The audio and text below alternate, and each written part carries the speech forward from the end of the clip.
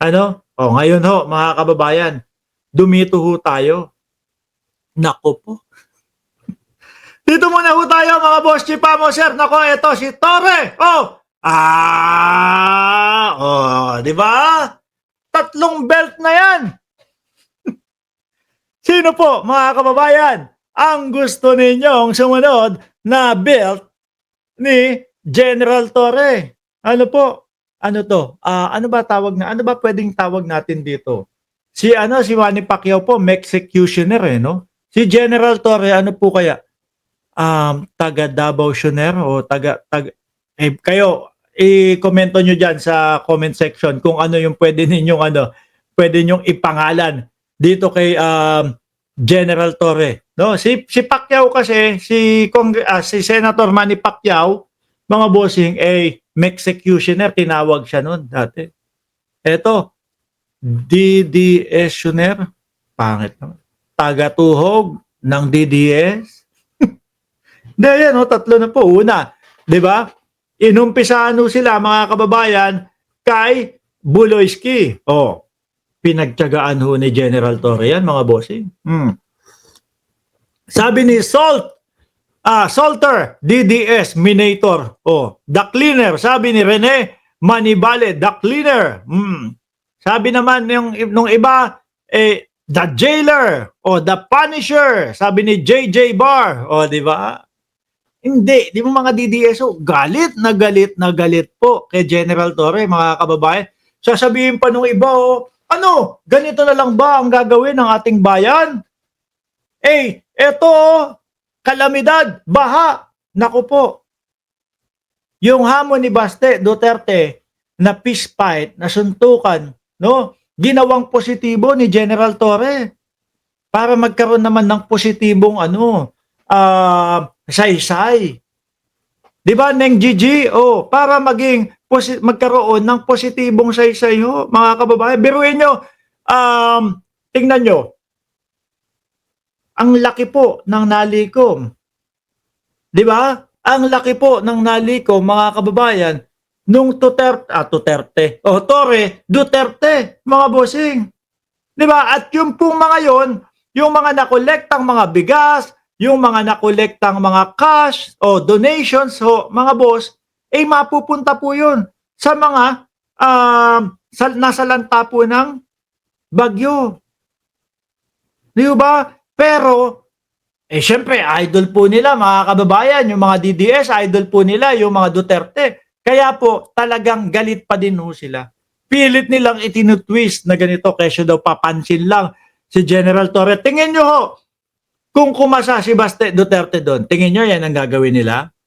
Hindi. No? Tingin nyo kung hindi umurong ang bayag ni Baste Duterte, yan yung sasabihin nila. Naku pinapaano ka lang, pinapasakay ka lang, ikaw naman, sumakay ka naman. Ganyan kasi yung sinasabi nila kay General Torre, mga kababayan. Di ba? Ang sabihin nyo, duwag si Baste. Yun. Wala na po. Kaya nga ngayon, may bagong Filipino word, nabaste. Di ba? Kung dati mga kababayan, gumagamit pa tayo nung salitang na Indian ka, no? Pag pinagalo po yung kaduwagan at yung hindi pagsipot, mga boss chipamo, sir, tapos hinamong ka, tapos biglang siya pa yung hindi lumaban. Anong bagong word? Nabaste. Nabaste, mga kababayan. Iyakan yung mga DDS Ay, Diyos ko po. Ayan, tatlo na. Sunod, sino? Si Batorni. Hindi. Promise mga kababayan. Promise. Ang nakikita ko susunod dito, mga boss chief amo, sir, si Bato de la Rosa.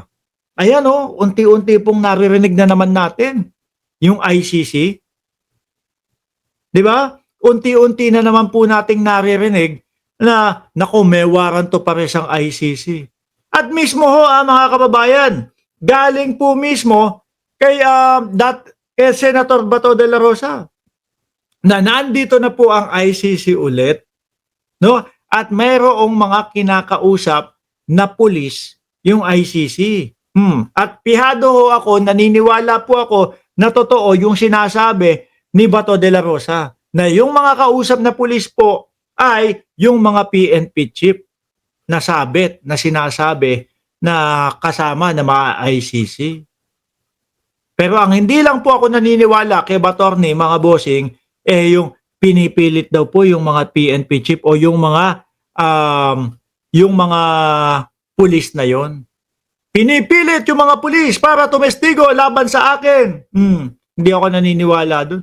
Biruin mo yung ICC, hirap nga silang gumalaw eh. 'Di ba? Hirap nga po silang gumalaw dahil po wala silang makuha na tulong po dito sa gobyerno ng Pilipinas.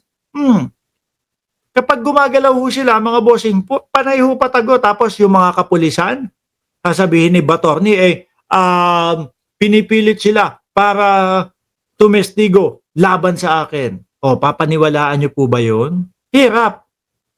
Di ba? Kaya ako naniniwala ho ako, mga kababayan, ang susunod o pang-apat na belt po ni General Torre ay may mukha naman ni Bato de la Rosa. O yan, syempre ho, mga kababayan, naalala nyo, galit na galit yung mga DDS. Tapos merong mga nakikisali, ha? Meron ng mga nakikisali, mga bossing. Sabi, nako, Torre, wag na si Baste. Ako na lang ang kalabanin mo. Sabi hong ganun. Sabi ho, mga kababayan, wag na si Baste ang kalabanin mo. Ako na lang ang kalabanin mo. Nakita ko ho, mga bossing, gustong makipaglaban kay General Torre.